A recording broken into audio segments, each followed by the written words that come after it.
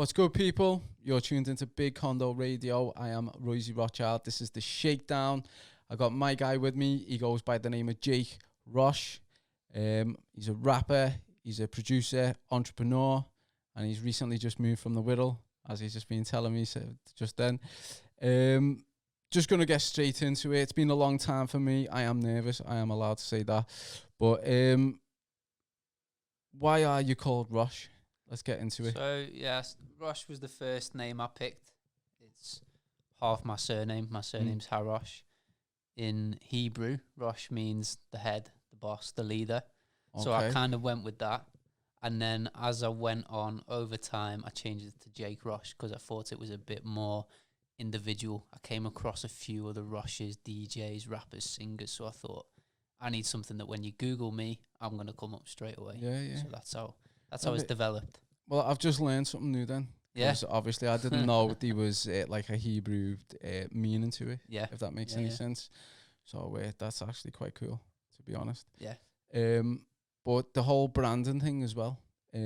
Obviously, so that you can be found on search engines. Exactly. That makes sense. You got to stand out in every way that you can these days, aren't you? Like we were just saying, the amount of competition, other artists there are out there. If you want to stand out, you've got to look at every little detail, really, haven't you? Yeah.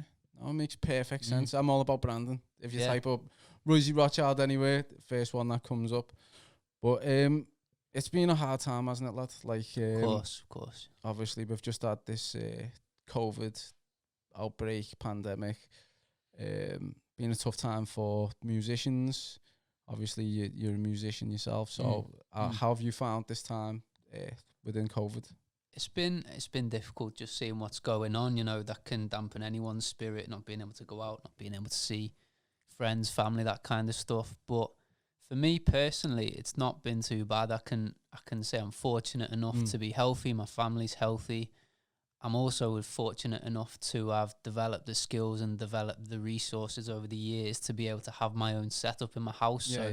It's not stopped me creatively. If anything, I've had more time to do a bit more, to get my album finished, to work on new stuff, to learn, to grow. So I've made the most of it, as difficult as a time as it's been for everyone. I've tried to take the positives from it, stay positive. What can't I do? Forget that. What can I do with the time that I've got, with the resources that I've got? Is there anything that's changed within your game? Because you've always been a producer. As long as I've known you, you've been a producer. Is there anything that's changed, like the formula within COVID? Because you've had, I don't know, a bit more time working on it. I've kind of stick to the same formula, to be honest, but I'm always trying to learn. I'm always watching YouTube tutorials or listening to new techniques that artists are using and thinking, how can I recreate that? How can I build on that? So I think I've always learned, but the core formula, like you say, has always been there, which is kind of what you stick to that, you're all right. And then you can try out little new things along the way. But in terms of producing, in terms of rapping, I suppose over time, adding a little bit more melody, adding a bit more kind of singing to the music. I'm not a singer, but What type of software are you using at home? So for me, it's always been Fruity Loops. It's basic, but it does the job. And I think over the last few years, there's been a bit more of a warming to Fruity Loops. I think at first people were like, oh, you don't use Fruity Loops, that's so basic. But actually, people are getting in the charts. People are making huge music that reaches so far and wide off Fruity Loops. And now I think the software developers have probably realised that and just kind of made it a competitor with, your traditional, your Logic and your Ableton and all that kind of stuff. So no, Fruity Loops is good. I've used Fruity Loops with the Number Studio. Shout out Thoughttune, Eviler and Robotic and all them. Recorded loads of songs with them. Fruity Loops, it just sounds the same as any other software. Exactly. I mean? Unless you're like a trained engineer or something, you're probably not going to notice the difference. So there's a very few number of them, so I wouldn't worry about it. So go check Fruity Loops out. Of course. Shout out, don't pay us, lad. I don't pay them either, so don't worry. New single, Faith. Or it's not new. It came out over a year ago. It was Faith. You released it as kind of, a pre-booster for the new album, which we're going to go into. But do you want to tell us a little bit about Faith? Yeah. So Faith was something that, whilst my album was very nearly done, I thought I've not put anything out in quite a while here, so maybe I need to get the ball rolling. Because obviously you need that momentum as an artist, don't you? You can't just put a song out every year and expect to make moves with it. You know, you've got to have that momentum. So Faith was really to get that ball rolling. It was fast tempo. It was uplifting, inspiring. It came from a beat that initially I was going to sell it on. But then I thought twice about that, started writing to it, and I thought, you know, I'm just going to do this. Got my brother to film a little video in our back garden at the time, and there was a single there ready to go, and the rest is history. Yeah, as they say. What's it about though? Obviously, as if it's called Faith, so I'm presuming it's got a lot to do with faith. But if you can give us a little bit a broader, Faith. I suppose the lyrics in it. Even if I haven't got faith in a God, I've got faith in me. That kind of thing. So putting your faith in yourself, putting your belief in yourself.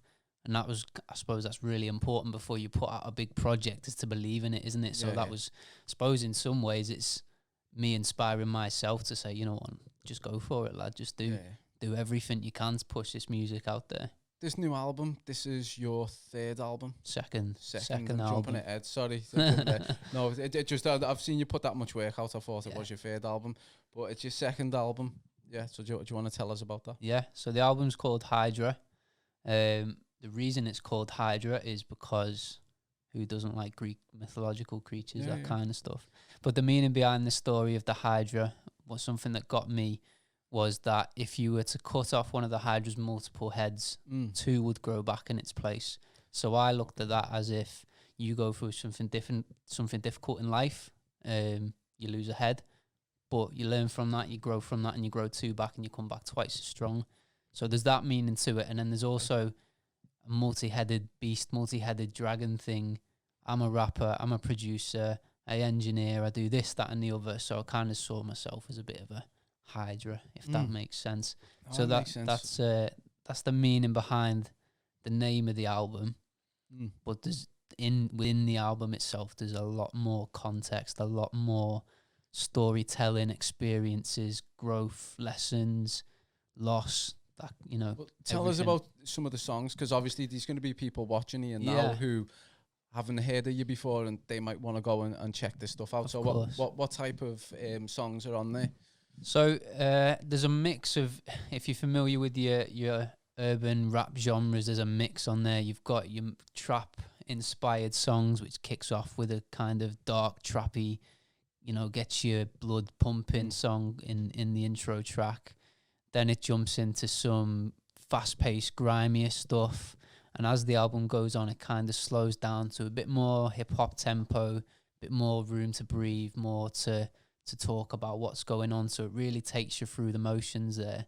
You've got songs on there that touch on all sorts. You've got the likes of Therapy. You've got a song on there called Suicide Note. Suicide Note? What's that about? You've caught me. You know. Suicide Note was a really important track to me because as someone growing up, I didn't share my feelings a lot with the people around me. So I thought, well, as a rapper, I think this is probably the same for a lot of rappers. It's a way of expressing yourself, isn't it? As you wouldn't normally do in day-to-day life. So the meaning behind Suicide Note was after seeing, you know, I think there was a period of quite a lot of celebrity deaths, and obviously there'd been some losses in my own personal life over the years and stuff. And one thing that strikes me is that, you know, we don't tell someone that we appreciate them enough until after they're gone. You look at like DMX recently. Was he, you know, his name wasn't really up there, but as soon as he died, his music was everywhere, tributes pouring in. He didn't get to hear that kind of thing. So Suicide Note for me was my hypothetical suicide note. Okay. So that it's out there whilst I'm still here. I'm still telling people what I think of them while they're here, so they can hear that kind of thing. So yeah, it's a deep one. It took a lot emotionally to write, but I'm proud of it. Proud of that one.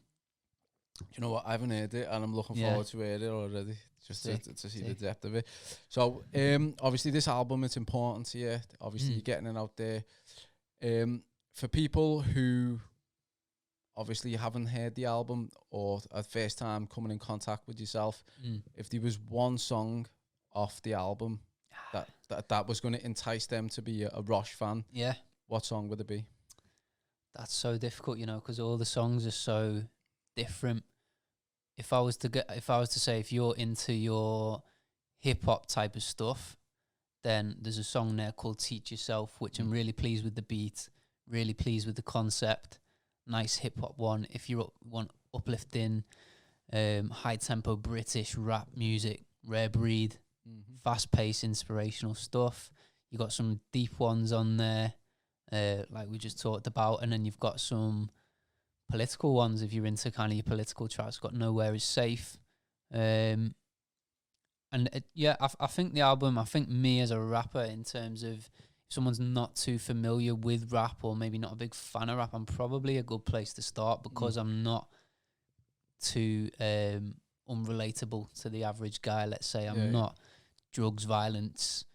There's women, too much of that as well. Yeah, it's oversaturated. So I've just been myself, and I think it's probably relatable to a lot of people, maybe who aren't into rap or maybe who just don't want to hear that other type of stuff that's out there. Yeah.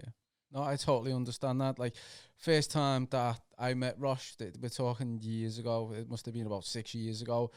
Might even be 7 years ago. Yeah, could be. Longer. And that was the first thing I noticed. There wasn't, all this, ched, bang, bang, all that. It was good, real, honest music, which is what I liked about it. You know what I mean? Nice. But what type of, was it all yourself with the production of the album, or have you worked with producers? So 11 out of the tracks were produced by me, and one track on there was produced by a grime producer in Cambridge called OZ. So OZ is someone that I worked with when I very first started rapping, before I knew how to produce. I met him on a little online community called Looperman, where people would put out their tracks. It was like a sheltered community in a way, where you could safely put your music out. Strangers would comment on it. And like the more comments, the more reviews that you did, the more your profile got pushed. So it was encouraging people to critique you. You meet other artists through it. It was absolutely what I needed at the time. Met OZ. What was that on? Was that on like MSN or like? It was just a website. MySpace. It was a website. Just a website. Yeah, I stumbled upon it. And it also taught me to produce, because people uploaded loops onto there, and you could just download the loop, play with it, put it into Fruity Loops and see what come out. So that was the real start of the producing. But whilst I was still learning to rap as well, OZ produced my first mixtape, Blue Murder. He produced pretty much the whole thing. So it's kind of an ode to him. When was that released? Blue Murder? 2011, something like that. It's like 10 years ago. I know, time has flown. Jesus. Time has flown. So you've got 2 features on the album as well. Yeah. One's your kid, and the other one is Dominic Dunn. Dunn, that's it. Yeah. So, how did they get on the album? Obviously, I know your kid's probably like throw me on there, but my mum made us put him on, so that's it. No, I'm joking. I wanted him on there because he's growing as a rapper all the time, and I feel like he's now at the point where he's probably lyrically just as good as me, delivery wise just as good as me, if not some people might think better, but to have that level of trust and belief in another rapper on your feature is important to have, isn't it? So that's why I went for him. And also he was like in the same house as me when I was recording the song, so I said, do you want to just jump on this kind of thing? So yeah, I think we've probably got a lot more collaborations coming in the future as well. And then Dominic Dunn, I needed a singer for the track Nowhere Is Safe. Because it's a big, powerful, political beat. I didn't just want to rap over the hook, so I got him in. He's got a nice, deep, powerful, kind of almost like operatic voice. So he added that kind of power to the song as well. I think I've seen the song. Yeah, there's a video out to it. I've seen a few. I do like and comment on them when I see them. Yeah, I see that. It doesn't go unnoticed. So is there a reason why you've only gone with 2 features? Because, at the minute, the way people's mixtapes and albums go, there's lots of features. So, I don't know, it's kind of like, what is it? You've got, is it J. Cole?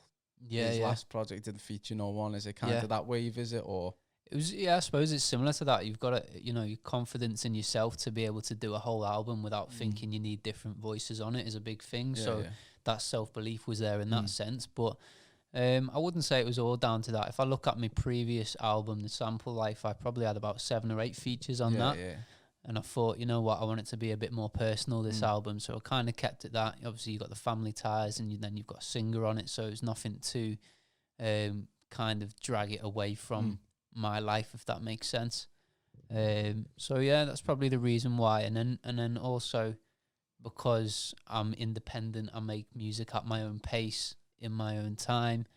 I'm not waiting for anyone else, I'm not relying on someone else to write the verse and then be able to get it recorded, that kind of thing. So probably a little bit of all that. Yeah, no, it makes sense. But who's inspired you to, to rap and to produce? Because it's 2 different things, isn't it? So it is, yeah. Who's inspired you the most to rap and produce? Well, I think probably cliched white rapper statement here started out with Eminem. When I was probably about 10 or 11, I remember my friend showing me one of his songs. Before that, I was listening to like heavy metal and stuff like that. One of my other friends at the time was showing me, yeah. And then I heard Eminem for the first time. I was like, no, I prefer this. I'm gonna kind of follow this. But then obviously that's like kind of the gateway drug into it, isn't it? And you discover just how much rap is actually out there, how much actual good, like intellectual, not obviously just the commercial stuff. You've got intellectual deep rap, you've got party rap, West Coast, East Coast, Southern rap, that kind of stuff, British rap.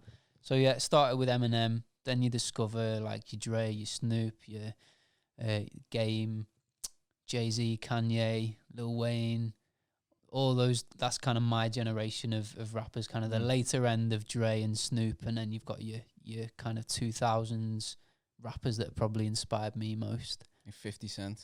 50 Cent, yeah, at the time, and then he dropped off for a few years, didn't he? So since then, I've not really got back into him, but yeah, definitely up there. So who's your top 5 USA rappers and your top 5 UK? Difficult, man. Because you do like UK rap. Yeah, big fan of UK rap. That was another big reason why I got into rap myself. I think obviously listening to US rap, you were like, yeah, this is sick, and can vibe to this. And then I probably heard that UK rap and thought, wow, actually, maybe I can give this a bit of a go. If these guys can do it and they're getting somewhere off it, why can't I give it a go? Top 5 US. I've got to put M in there, obviously, just for starting it off. I know just how good he is in general. Recent stuff I've not been as keen on, but just his early stuff will never go away from me. Then I've probably, this is in no particular order, by the way, I've got to have Dr. Dre in there because of the production side of things, because he's just made so many big tracks that you don't even realise sometimes. Oh, Dre made that. It's your childhood, Dr. Dre. Yeah. Childhood. Yeah, exactly. Gutted he hasn't dropped another album. Detox, still waiting for that. So Dre's in there purely more for the production value. If it was just rappers, then he probably wouldn't be in there. He doesn't write his own stuff. No, I know. I know. But he makes amazing music. But he raps. Yeah. Staying with the West Coast vibe, I've probably got to put Snoop in there because the Doggy Style album is one of my all-time favourites, just for everything about it, really. Love that album. Seen him live, incredible. And he's just... I do like Snoop. Yeah, there's not a lot of depth to his rap, but it's still so... it just hits you. It relaxes you and just, he's sick. Vibe. Snoop is sick. Yeah. So I've got 2 spaces left, haven't I? This is not fair, this. I'm gonna have to put I'm gonna have to put Kanye West in there again because of the production side of things and the rapping. I think he's a great rapper and a great producer. And his early albums, Late Registration, Graduation, College Dropout, love him, absolutely love him. And again, someone who produces so much music that you wouldn't even know that he produced the beat until you told pretty about much it. The whole Rockefeller Records, the era, he produced all that. Exactly, yeah. I've got 1 space left, so I'm going to have to give it to someone a little bit more modern. I'm going to give it Kendrick Lamar. Okay. I've probably, around the time Kendrick and J. Cole and Drake started getting big, I struggled to really get into anyone new since then. So Kendrick's kind of like the newest artist that I'm really feeling, which is as an old man thing to say. As an old man, you know. No, he's rap, isn't he? Yeah, You know what I mean? he's sick. He's sick. His albums, you know, when they first came out, I was like, they're incredible, and then over time they just stayed classic, stayed relevant, and not much has touched them for me since then. So yeah, that's probably my top 5, and a lot of others who didn't get mentioned in there. What about UK? UK, probably a bit easier for me. Dizzy Rascal was the first UK rap that I got into, that grimy, Boy in the Corner, Showtime, Maths in English, all them albums that come out. Then he was the first live performance I ever saw was Dizzy Rascal.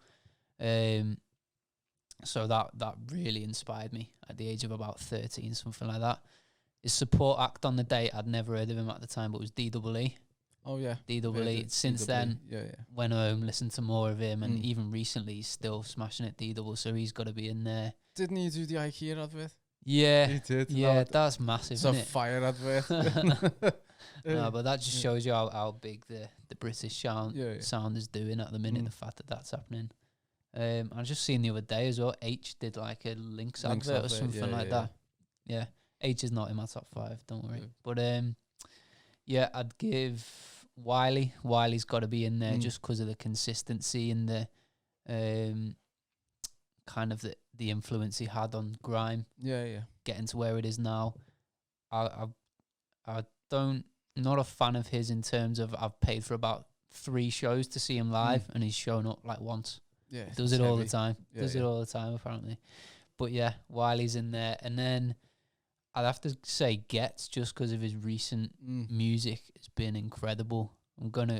He's the one gig that I've got booked in to go and see later this year, so I'm looking forward to that. Gets is in there, and then probably Skepta as well. Yeah. So Skepta's early stuff. So that's my UK top 5. Yeah. It's all predominantly grime though, isn't it? It is, yeah. Pretty much. I think UK hip hop is harder to get into, even though I do some of it myself. It's real, it's gritty, but there's just something about the US sound that it just sounds a bit better. Yeah. Whereas UK grime is the UK's own.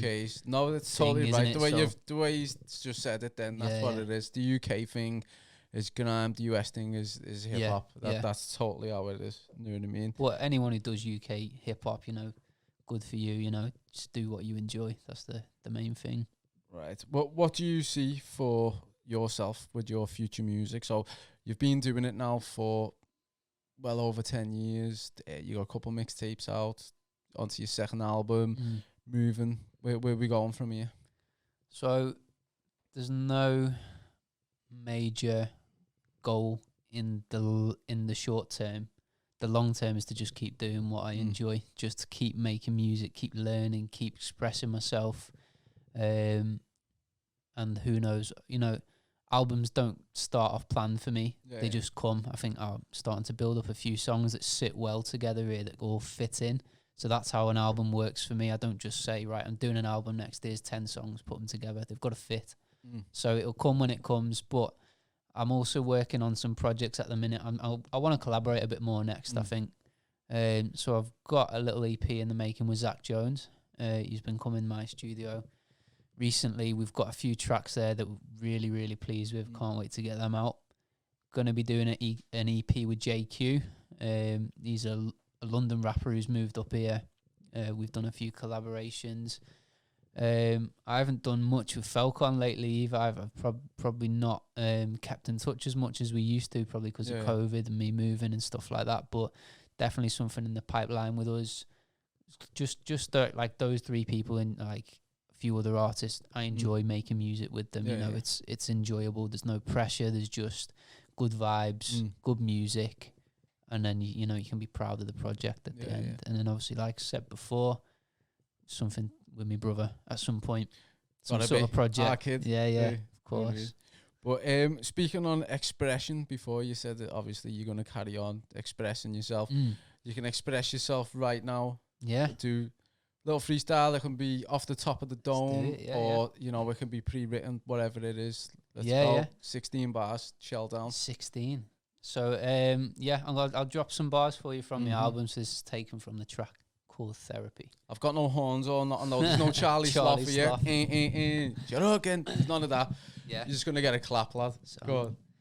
my secret lies in my secret lies. I ain't been honest with the people that I need in life. If I ever do reveal the truth, I'll probably be despised. So I plan to keep it in the dark until I leave this life. Hey. I'm trying to sleep at night, but I just grip my teeth and writhe. Stone cold is my heart that's beating deep inside. With every beat, it cracks a little. Let me bleed this ice. I guess that means I'm self-harming anytime I speak these lines. I don't need a knife, no. I just need a beat to slice. I'm falling out of love with the thing that makes me feel alive, that keeps me chasing dreams and keeps me trying to reach these heights that nobody expects from a little geek that's weak and white.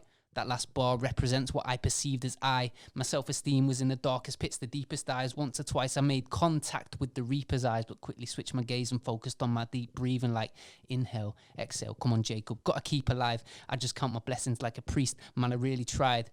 But my confessions never make it out to see the sky, so I paid for counsel just to see me through the eagle's eye. Johari window, self-awareness of my flesh and mind. I open up some locked doors that I've...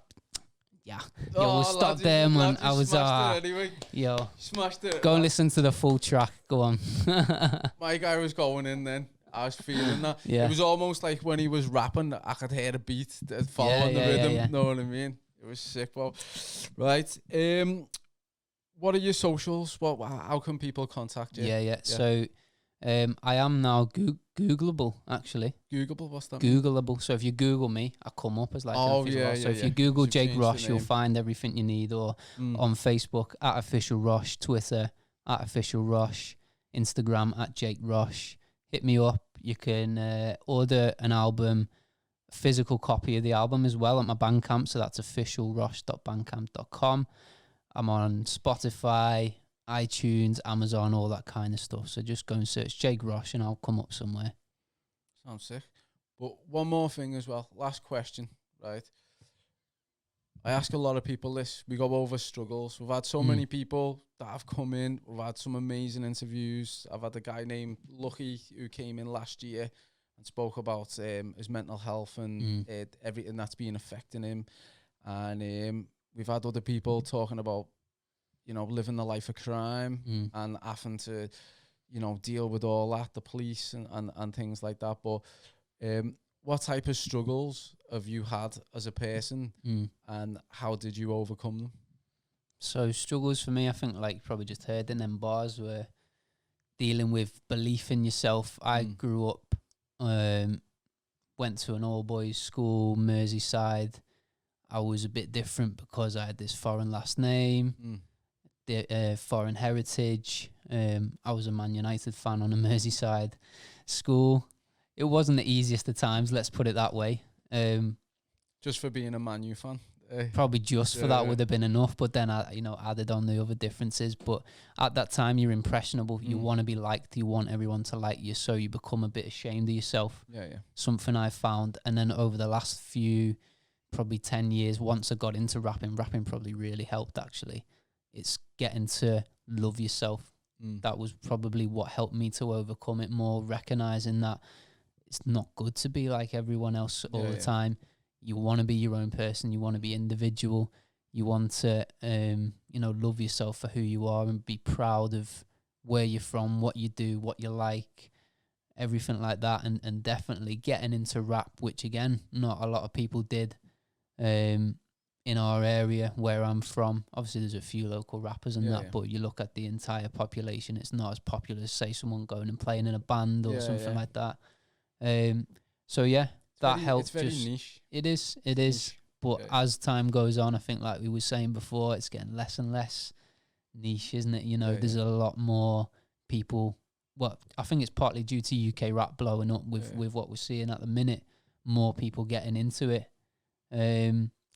Speaking of getting into it, what would you suggest for somebody who's young to just getting into it now? You did rapping on Instagram and doing all this stuff.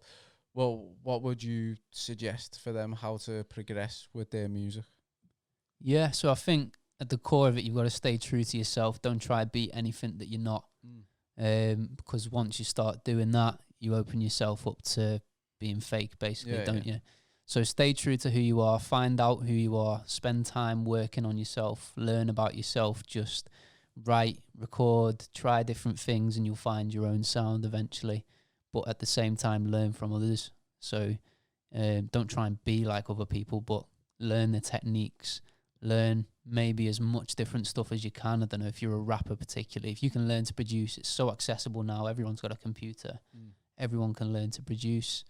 And the more you can do for yourself, the less you have to rely on other people to I know progress. that feeling. Yeah, The more you can definitely. do yourself, the less you don't Yeah. rely. We know that feeling. The more you can do yourself, the less you rely. Absolutely. But, you know, is there anything that you want to say to the people that are watching before we go? Just thank you to anyone who's tuned in, anyone who's watched right through to the end. Go check my album out. I promise you'll enjoy it. You find some sort of value in there for yourself. And if you do, I'd love to hear what you think about it. So get in touch. There you go. So that's been Rosh. He's got a new album. It's called Harder. Go get him on his socials. Jake Rosh.